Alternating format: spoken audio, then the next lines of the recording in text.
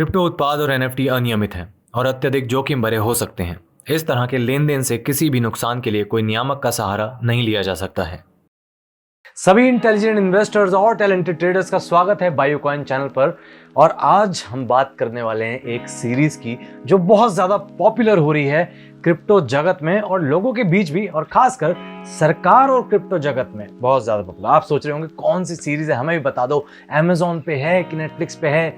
Sorry, मैं आपको निराश कर रहा हूं, ये ना अमेजोन पे है ना नेटफ्लिक्स पे है। ये सीरीज आपको सिर्फ खबरों में मिलेगी और बायोकॉइन चैनल पर मिलेगी। हम बात कर रहे हैं सीरीज ऑफ कमेंट्स और स्टेटमेंट्स जो अब तक सरकार और आरबीआई के द्वारा आ चुके हैं क्रिप्टो को लेकर।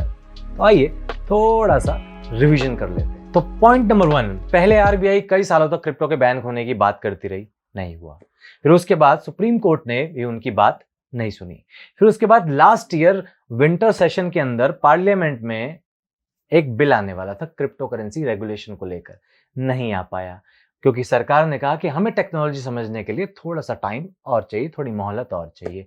और फिर इस साल के बजट सत्र में सरकार ने फाइनली आखिरकार क्रिप्टो रेगुलेशन की बात की, लेकिन सिर्फ बात की, और लगा दिए गए टैक्सेस 1% TDS और 30% flat tax on crypto currency digital assets. और तो और सिक्के का दूसरा पहलू ये है कि महाराष्ट्र गवर्नमेंट ने कुछ दिन पहले ही रिसेंटली एक blockchain based app legit dog का यूज करके उसको यूज में लाए ताकि एक पर्टिकुलर डिस्ट्रिक्ट के कास्ट सर्टिफिकेट्स लोगों के उनका डेटा उस ब्लॉकचेन पर स्टोर हो सके, ताकि उस डेटा के साथ कोई भी छेड़खानी ना हो सके, वो डेटा सिक्योर रहे।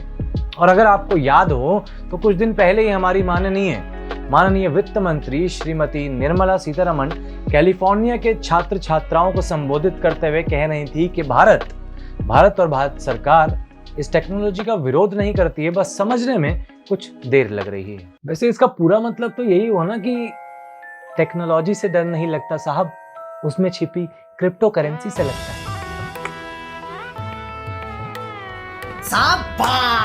खैर, ये तो बात हुई सरकार की और क्रिप्टो की, लेकिन क्या आप जानते हैं कि कई सारे Web3 स्टार्टअप्स भी हो चुके हैं इंडिया में, भारत में, जो जिनकी सर्विसेज इतने बड़े बड़े संस्थान ले रहे हैं कि अगर मैं नाम लूं तो उसमें इंटेल का नाम आता है, टेक महिंद्रा का नाम आता है और यूनिसेफ का नाम भी आता है। और ये सारा कुछ एक प्रमाण है, ये बताने के लिए काफी है कि क्रिप्टो और Web3 कोई फैशन नहीं है जो पुराना हो जाएगा, बल्कि ये तो विश्व भर में फाइनेंस के नए भविष्य का निर्माण करने के लिए आया है। तो अब सोचना आपको है कि भविष्य की तैयारी आज से करनी है या बाद में भीड़ का हिस्सा बनना है। तो जाते जाते एक चीज और बता दूं, जो अटकलें लगाई जा रही हैं क्रिप्टो बैन को लेकर, तो आपको ये बता दिया जाए कि सरकार ने अभी तक सिर्फ टैक्सेस लगाए हैं और दुनिया भर के देशों से ये विनती करिए कि वो सब साथ आएं ताकि इन डिजिटल एसेट्स पर, क्रिप्टो एसेट्स पर एक सुदृढ़ फैसला लिया जाए। और अगर ऐसा होता है, दुनिया भर के देश अगर साथ आते हैं, तो आप ये लिख के ले लीजिए कि ऐसा हो सकता है,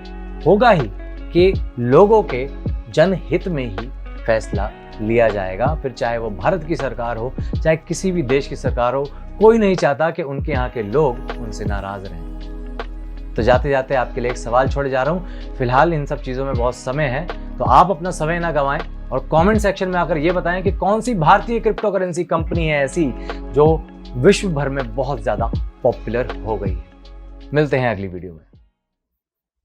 क्रिप्टो उत्पाद और एनएफटी अनियमित हैं और अत्यधिक जोखिम भरे हो सकते हैं। इस तरह के लेन देन से किसी भी नुकसान के लिए कोई नियामक का सहारा नहीं लिया जा सकता है।